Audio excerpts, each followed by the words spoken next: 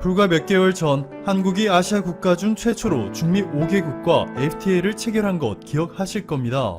코스타리카, 엘살바도르, 온두라스, 니카라구아, 파나마 이 5개 국가와 한 번에 한국이 자유무역 협정을 맺은 것인데요. 한국이 수출하는 주력 품목인 자동차, 철강, 화장품, 음료 등의 관세를 즉시 또는 단계적으로 철폐하기로 하는 동시에 우리 농민들에게 타격이 될 수 있는 쌀, 고추, 마늘, 양파는 한국이 완전히 개방 자체를 하지 않기로 하는 완벽한 방어까지 성공시켰습니다. 정말 대단하죠. 이래도 되나 싶을 정도로 한국에 너무나 유리한 계약처럼 보이는데 한국이 이렇게 놀라운 외교를 보여주었음에도 상당히 비판적인 시선으로 바라보시는 분들도 계셨습니다. 이분들의 생각은 파나마 GDP 72조 원, 코스타리카 67조 원, 엘살바도르 29조 원, 온두라스 27조 원, 니카라가 16조 원이야. 이들을 모두 합해도 211조 원밖에 안 돼. 삼성전자 1년 매출액 230조 원보다 낮고 한국 GDP 1893조 원의 9분의 1 수준인데 한국에 도대체 무슨 도움이 된다는 거야? 네, 이분들의 생각도 맞습니다. 자, 그런데 국가 대 국가의 외교 관계를 분석할 때 단순히 GDP만 가지고 비교하는 것은 정말 위험한 행동이고 이 방식을 적극적으로 사용하는 대표적인 국가가 바로 일본입니다. 일본의 GDP는 6,043조 원. 일본보다 GDP가 높은 국가는 중국을 제외하면 미국뿐이죠. 일본이 미국에 얼마나 심각한 수준의 퍼주기 외교를 하고 있는지는 이미 전 세계가 알고 있습니다. 아베 총리의 옥수수 사건 기억하시죠? 일본 기업들은 전혀 몰랐는데 아베 총리가 갑자기 미국 트럼프 대통령의 해충이 일본 농산물에 영향을 주었기 때문에 농산품을 수입해야 한다 라면서 미국산 가축용 옥수수 270만 톤을 사겠다 말했죠. 결국 무산되었지만 아베 총리가 지금 지도에서 보시는 것처럼 트럼프가 지난 대선에서 민주당의 힐러리 클린턴을 상대로 승리한 지역이 곧 미국 농부들이 많이 살고 있는 곳임을 인식하고 트럼프에 잘 보이기 위해 필요도 없는 8조 원어치의 미국산 사료용 옥수수를 산다는 등의 퍼주기 외교를 펼치고 있음을 전 세계가 지켜보고 확인했습니다. 그럼에도 2020년 1월 1일부터 발효된 미국과 일본의 새로운 무역협정 내용을 보시면 일본이 8조 원 규모의 미국산 농수산물 시장을 추가로 개방하고 디지털 무역협정까지 맺어버렸기 때문에 프랑스처럼 구글, 애플, 페이스북, 아마존 등이 일본에서 얼마나 많은 돈을 챙겨가건 말건 세금을 부과하는 것조차도 어려워졌습니다. 그런데도 여전히 일본은 미국의 쓴소리를 단 한마디도 못하고 있죠. 반면에 일본은 자신보다 낮은 GDP를 기록 중인 국가들에게는 완전히 다른 태도를 보이고 있습니다. 대표적인 예가 바로 영국이죠. 독일과 프랑스의 경우 일본보다 GDP는 낮지만 유럽연합을 움직이는 핵심 국가들이기 때문에 일본이 함부로 대하지 못하고 있는데 유럽연합을 빠져나오는 브렉시트를 앞둔 영국에는 보기 불편할 정도로 막가파식 외교를 보여주고 있습니다. 영국이 유럽연합에서 빠져나왔을 때의 상황을 대비해서 미리미리 아시아 최초로 영국과 새로운 FTA를 체결한 한국과는 달리 일본은 외무성을 통해 소프트 브렉시트를 하지 않으면 일본 기업들은 영국을 떠날 것이라 경고의 메시지를 날렸을 뿐만 아니라 실제로 일본의 닛산, 혼다, 토요타, 파나소닉, 소니 등의 회사들이 영국에서 생산을 종료하거나 다른 국가로 옮겨버리는 타일 영국을 선언하였습니다. 닛산은 영국에서 인피니티 생산을 종료하고 새로운 SUV 모델 생산 계획도 철회하였고요. 혼다는 2021년에 영국 생산을 완전히 폐쇄해버릴 것이라 밝혔습니다. 파나소닉과 소니는 유럽 본사를 영국에서 네덜란드로 이전한다 전하는 등 일본이 미국을 대하는 태도와는 180도 다른 것을 확인할 수 있습니다. 이렇게 일본이 GDP 세계 6위인 영국도 이렇게 무시하고 있는데 한국이 FTA를 체결한 중미 5개국 코스타리카, 엘살바도르, 온두라스, 니카라구아, 파나마는 거들떠 보지도 않고 있는 것이 놀랍지도 않습니다. 자, 그런데 일본은 무시했지만 한국은 높게 평가해 아시아 최초로 FTA까지 체결한 바로 이 중미 지역에서 놀라운 상황이 만들어지고 있습니다. 그 주인공은 바로 엘살바도르. 인구 660만 명에 면적도 2만 1000제곱킬로미터, 한국의 10분의 1도 되지 않는 데다가 1인당 GDP는 440만원, 경제 규모는 정말 작죠. 그런데 엘살바도르는 북미와 중미의 주요 도시에 비행기를 통해 2시간에서 최대 5시간 이내로 도착 가능한 전략적 위치를 자랑하고 있습니다. 해상으로도 5일 내에 미국 캘리포니아의 롱비치 항구, 이틀 만에 멕시코의 만자닐로 항구, 3일 만에 페루의 카야오 항구에 도착할 수 있는 등 아메리카 대륙에서 핵심적인 위치에 있습니다. 또한 세계 경제 포럼이 발표한 글로벌 컴패리티브니스 리포트 2018의 자료를 보시면 중미 국가 중에서 엘살바도르가 가장 우수한 도로망 인프라를 구축한 것으로 알려졌습니다. 즉 전략적 위치만 좋은 것이 아니라 이를 적극적으로 활용할 수 있는 인프라도 너무나 잘 갖춰져 있다는 것이죠. 이뿐만이 아니라 엘살바도르는 자신들이 가진 장점들을 적극적으로 활용해 17개의 자유무역지대를 설정하고 서비스 공단을 운영하고 있는 데다가 외국인 투자 유치를 위해 중미에서 가장 낮은 세금을 부과하는 것은 물론이고 128만 3,597.4달러 이상을 투자하는 외국인 투자자들은 최대 20년간 세금, 관세 및 이주에 대한 법적 안정성을 보장하고 전략 서비스 업종에 대해서는 소득세와 지방세, 심지어는 수입 관세까지 면제해주고 있습니다. 이렇게 전략적 위치에 있는 국가가 우수한 인프라까지 갖춘 중요한 지역이 되다 보니 중국과 미국의 기싸움이 벌써 상당히 과열되고 있습니다. 엘살바도르가 대표적인 친일 국가죠. 대만과 단교를 선언, 즉 대만을 버리고 대신 중국과 손을 잡은 것인데요. 최근 나이브 부켈레 엘살바도르 대통령은 자신의 트위터에 중국의 시진핑 국가주석이 방금 전에 엘살바도르와 대규모 협력을 하는 것에 합의했다. 엘살바도르는 향후 중국의 일을 상환하지 않아도 되고 전적으로 우리가 운영한다 라고 전했습니다. 엘살바도르가 중국의 전폭적인 지원을 받으며 관광산업을 정비하고 무역 인프라에도 엄청난 규모를 투자하게 되는 동시에 중국의 1대1로에도 동참하기로 한 것입니다.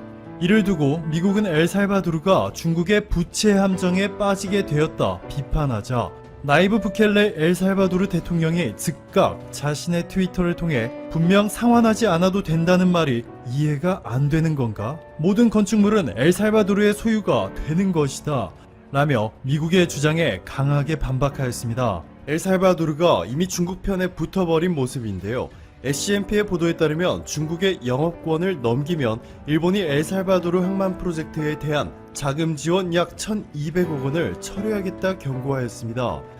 이어서 일본의 외교부 관계자는 중국이 미국의 뒷마당인 중남미에 진출할 계획이다 라고 전했고 미국 워싱턴에 본사를 둔 싱크탱크죠. 스팀슨 센터의 시니어 펠로우 선윤 이사도 중국이 순전히 상업적이라고 말해도 군사력 능력을 나타낸다 라고 지적하였습니다. 일본의 교도통신이 발표한 보고서도 엘살바도르가 동부에 있는 라 유니온 항구를 군사기지로 만들려는 중국의 의도를 경고하였습니다.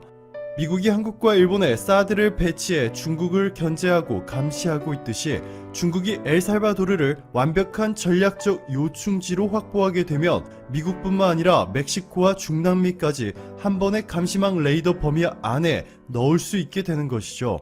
이 때문에 현재 엘살바도르의 항구 및 인프라 개발과 운영 권한 등이 현재 핵심 중의 핵심 이슈로 부각되고 있는데요.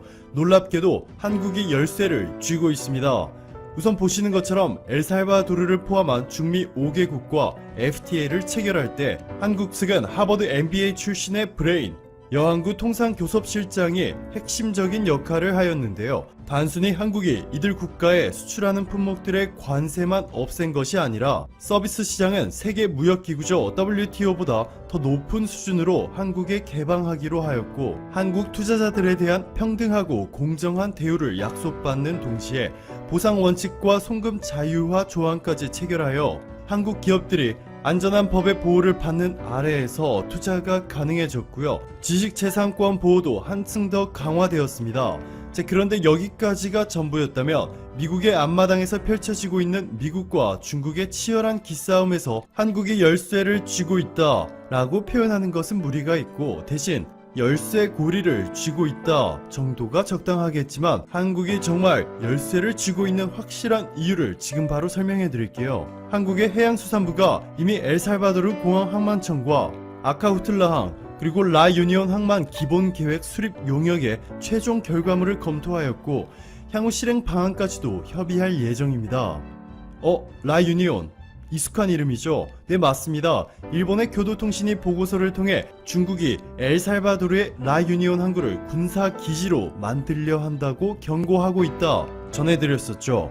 이곳을 이미 한 발 앞서서 한국이 선점한 것으로 엘살바도르의 넬슨 바네가스 공항 항만청장은 그동안 한국의 도움 덕분에 선진화된 항만 운영 기술을 습득할 수 있었고 항만 정책을 수립하는 데에도 상당한 도움이 되었다 라며 한국의 극찬을 아끼지 않았습니다. 또한 향후 실시할 계획 수립과 재원 조달도 한국과 긴밀한 협력 아래 항만 현대화 사업을 적극적으로 추진하겠다 전했습니다. 이 모든 것들이 단순히 한국이 운이 좋았다고 하기에는 무리가 있어 보입니다. 단순히 국가를 GDP 수치로만 평가하여 굴복 외교를 할지 아니면 무시하고 깔보는 외교 전략을 구사할지를 결정하는 일본과는 달리 빅픽처를 그리며 미국과 중국보다 더 한 발씩 앞서서 핵심 국가의 시장을 미리 선점하는 한국의 소름돋는 외교에 다시 한번 박수를 보내야 할 것 같습니다.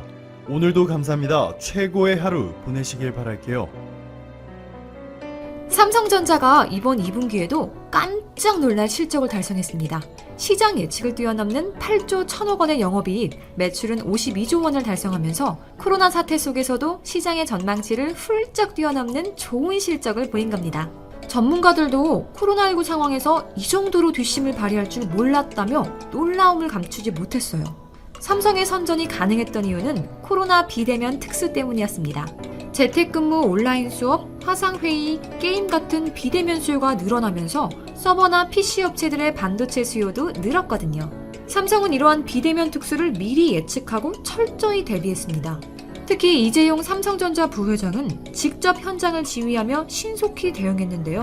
코로나 위기 상황에서도 이재용 부회장이 직접 중국에 출장을 나가서 삼성전자의 3대 사업인 반도체 디스플레이, 스마트폰, 생활가전 등의 현장을 직접 점검했고 국내 반도체 생산 현장에는 6번이나 방문하면서 사업을 챙겼습니다. 이재용 부회장의 현장 경영을 통해 위기를 극복한 삼성은 미국의 대표 방송인 CNN도 주목했고 트럼프 대통령도 극찬했습니다. 코로나 상황 속에서 지치지 않고 전 세계를 휩쓸고 있는 국내 기업은 삼성뿐만이 아닙니다. SK하이닉스도 반도체 훈풍으로 1조 원대 영업이익이 나올 것으로 전망되고요. LG전자는 신가전 돌풍으로 미국 월프를 제치고 세계 1위를 달리고 있습니다. 특히 LG전자는 기존 생활가전뿐만 아니라 코로나 상황을 대비한 건강가전과 스타일러 같은 신가전 분야에서 두각을 나타냈어요. 이렇게 혁신성과 뛰어난 기술력이 있는 한국 기업들은 코로나 상황 속에서도 세계 1위 자리를 굳게 지켜냈습니다. 그런 만큼 한국의 주변국들, 특히 일본과 중국은 이 상황을 배아파하고 있다는데요. 과연 지금 일본과 중국의 상황이 어떻길래 한국의 선전을 이렇게 배아파하는 걸까요? 영상 시작 전 좋아요와 구독 부탁드립니다. 한때 일본은 TV 강자였고 LCD 부분의 절대 강자였습니다. 하지만 시대가 변하면서 더 뛰어난 기술인 유기 발광 다이오드가 나왔지만 일본은 변화에 적응하지 못하고 OLED 개발에 실패했죠. 그래서 지금은 한국에게 밀려서 힘을 못 쓰고 있는 상황이죠. 게다가 최근 애플마저 OLED 대열에 합류하면서 일본의 디스플레이 위기는 더 커졌습니다. 지금까지 애플은 OLED와 LCD 패널을 함께 사용했는데요. 올해 하반기에 출시될 최신 스마트폰에는 LCD를 빼고 전부 OLED를 탑재한다고 합니다. 애플의 LCD 패널을 공급하던 재팬 디스플레이는 막대한 타격을 입을 것으로 예상됩니다. 일본이 과거의 영광에만 취해 탈 LCD에 실패한 대가를 혹독히 치르고 있는 거죠. 그래서 JDI는 아예 한국이 쳐다보지도 않는 헬스케어 디스플레이 시장으로 피했다고 해요. 일본 니케이 신문에서는 아이폰 전 기종의 OLED 패널을 사용하게 되면 일본 기업들은 타격을 받고 한국 기업들은 엄청난 수혜를 입게 된다고 밝혔습니다. 일본은 다급해졌고 뒤늦게나마 중국과 손을 잡고 한국 기술을 따라잡기 위해 노력하고 있어요. 하지만 한국의 기술이 그 자리에 머물러 있진 않겠죠? 한국은 또다시 격차를 더 크게 벌리면서 중국과 일본의 추격을 가볍게 따돌리는 중입니다. LG는 이미 LCD 시대가 끝났다는 걸 깨닫고 탈 LCD를 선언한 후 고차원 기술을 필요로 하는 OLED 사업 확장에 나섰습니다. 삼성은 OLED에서 멈추지 않고 QLED를 넘어 QD 디스플레이와 QNED까지 준비하고 초격차 기술들을 선보이면서 기술의 세대 교체까지 나섰어요. 그러니까 이제 OLED를 열심히 개발하는 중국과 일본은 한국을 절대 따라올 수가 없는 겁니다. 한국은 이렇게 뛰어난 디스플레이 기술이 있는 만큼 TV 산업에서 많은 사랑을 받고 있습니다. 이미 미국과 유럽에서는 삼성 QLED 8K TV가 최고라는 호평이 쏟아졌는데요. 한국은 여기서 멈추지 않고 8K보다 100배 더 선명한 QLED 기술까지 개발해 그 어떤 나라도 따라할 수 없는 수준을 보여줬습니다. 한국은 디스플레이뿐만 아니라 이미지 센서 시장에서도 투각을 드러냈습니다. 삼성이 전 세계 최초로 1억 800만 화소 이미지 센서를 개발했기 때문인데요. 한때는 이미지 센서의 절대 강자였던 일본 기업 소니마저 삼성을 이길 수 없다는 걸 인정했습니다. 지금은 경쟁사인 삼성의 이미지 센서를 사용할 정도라고 해요. 중국 샤오미도 마찬가지고요. 일본은 이제 본인들이 앞서고 있던 분야마저 한국에게 추월당했는데요. 아마 이런 상황이 지속되면 일본은 이미지 센서 최대 공급사라는 타이틀마저 한국에게 빼앗기게 될 겁니다. 한국의 선전은 여기서 그치지 않았습니다. 그동안 단 한 번도 1위를 하지 못했던 SSD 시장에서 얼마 전 한국이 대만을 제치고 1위를 달성했거든요. 낸드 플래시를 기반으로 하는 SSD는 차세대 대용량 저장 장치인데요. 기존 HDD에 비해 속도가 빠르고 오류가 적어서 점점 더 수요가 높아진 제품입니다. K반도체는 이전에 D램뿐만 아니라 이제는 낸드 플래시에서도 세계를 선도하고 있습니다. 한때 스마트폰 시장이 정체되면서 낸드 플래시 업체들은 적자의 늪에 빠졌습니다. 다른 나라들은 낸드 플래시를 애물단지 취급하며 포기했죠. 하지만 한국은 끝까지 연구해냈습니다. 그러다 5G 시장이 확대되면서 낸드 플래시로 만든 SSD 시장이 활발해졌고 한국이 자연스럽게 빛을 보게 된 겁니다. SSD 시장을 주도하고 있는 삼성은 여기서 멈추지 않고 반도체를 나노 크기로 줄일 수 있는 초격차 기술까지 선보였습니다. 그리고 2030 K칩 시대 전략을 발표하면서 반도체 협력사 지원을 통한 생태계 확대, 대학과의 인재 양성 협력, 그리고 친환경 경영을 통해 D램과 낸드 플래시 격차를 확대하고 있습니다.